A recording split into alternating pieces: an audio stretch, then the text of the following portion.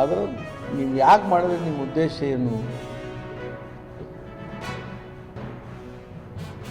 ಇದು ಎಲ್ಲ ಘಟನೆಗಳನ್ನ ನೋಡಿದಾಗ ಎಂ ಬಿ ಪಾಟೀಲ್ ಸಾಹೇಬ್ರನ್ನ ತಪ್ಪಿಸ್ತರ ಸ್ಥಾನದಲ್ಲಿ ನಿಲ್ಲಿಸಬೇಕಂತಕ್ಕಂಥ ಹುನ್ನಾರ ಇವತ್ತು ನಡೆದಿದೆ ಬಿ ಜೆ ಪಿ ಅವರಿಂದ.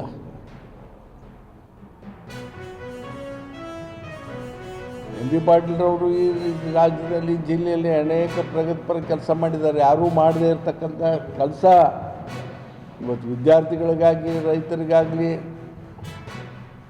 ದಲಿತರಿಗಾಗಲಿ ಎಲ್ಲ ಸಮುದಾಯಗಳಿಗೂ ಕೂಡ ಜನಪರವಾಗಿರ್ತಕ್ಕಂಥ ಕೆಲಸ ಅವರು ಮಾಡಿದ್ದಾರೆ.